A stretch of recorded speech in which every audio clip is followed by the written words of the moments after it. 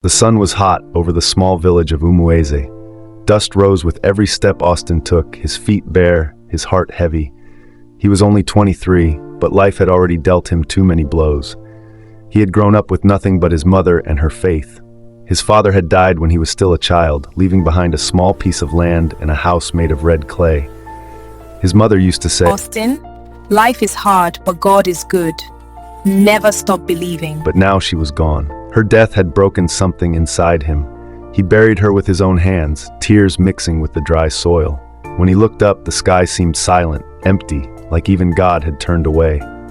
Then came his uncle, a man who had never helped them, not even once. Yet the moment his mother was gone, he came with papers and witnesses, claiming that the land belonged to him.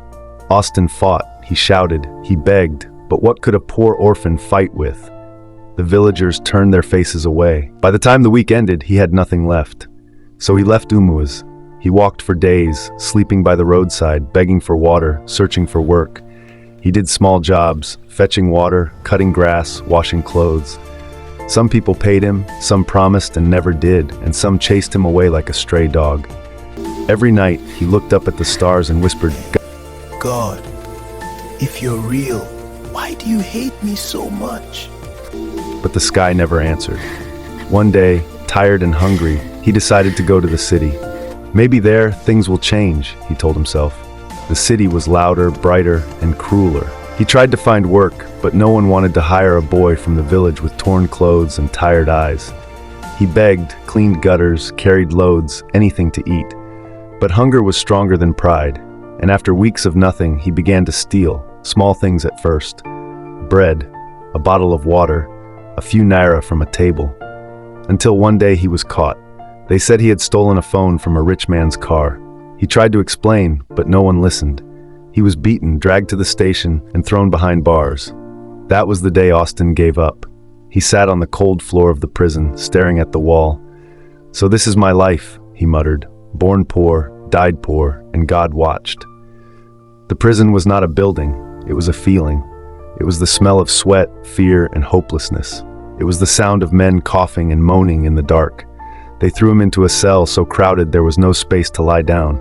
He sat on the cold, wet floor, huddled between two other men. Days blurred together. They gave him a thin, sour porridge once a day. The bruises on his body faded, but a deeper bruise settled on his soul. This was it. This was the end. He had no one to call. No one would come for him. He would rot in this cage. One day, an older man with kind, tired eyes sat next to him. "My name is Daniel," he said softly. "What is yours?"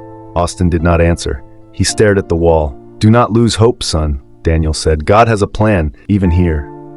Something inside Austin snapped. He turned to Daniel, his eyes burning with a fire that had been building for 5 long years. "God?"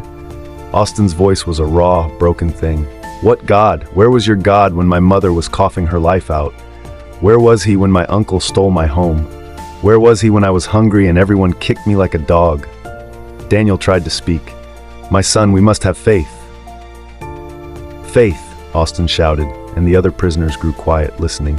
"You are in this same prison. You are a good man who believes in God, and you are here with thieves and murderers. If your God is so powerful, why doesn't he save you? Why doesn't he save any of us?" Tears of pure anger streamed down Austin's face. There is no God, and if there is, he is wicked, he is cruel, he does not care. If I had his power, if I were God, I would do better. I would not let children suffer. I would not let good people starve. I would be a better God than he is. He was trembling. The cell was completely silent. Daniel looked at him with deep sadness, but said nothing. Exhausted, Austin curled up on the floor and cried himself into a troubled sleep. That night, he had a visitor. An old man stood in his cell. He was not there before, and the door had not opened. He was clean in simple white robes, and his eyes were old, older than the mountains. They held galaxies of sorrow and glimmers of impossible joy. "Austin," the old man said. His voice was quiet, but it filled the entire cell, the entire prison, the entire world. Austin sat up, his heart pounding. "Who are you?" "You know who I am," the old man said. "You shouted my name today. You said I was wicked. You said you could do my job better." Austin's blood ran cold. He couldn't speak. The old man, God, looked at him, not with anger, but with a deep, infinite curiosity. So you think you can do better? You think the balance is easy? You think my job is simple? Austin, terrified but still angry, nodded. Yes. A small, sad smile touched God's lips. Fine, for 1 week you will have the power. You will be God. Let us see you do better. God reached out and touched Austin's forehead. A shock, like a bolt of lightning made of pure peace and pure power, shot through Austin's body. Then, everything went black. When he opened his eyes, morning had come. His body felt different, stronger, lighter. He whispered, "If this is real, let water come out of the wall." And it did. Water poured out, clean and cool. Austin gasped. He touched it, drank it, and laughed. It worked. He stood up and said, "Let the truth be revealed. I'm not the thief." Moments later, a warden came running. "Austin!" he shouted. "They found the real thief. You're free to go." Austin walked out of the prison gates, free and full of wonder. He wandered through the city, testing his new power. He healed a beggar's blind eyes, made a poor woman's basket fill with food, and stopped the rain for children to play. Everywhere he went, people shouted his name. Austin the Miracle Worker, they called him. For the first time, he felt important. People loved him. Crowds gathered wherever he went. They knelt before him, begging for blessings. "Give me money.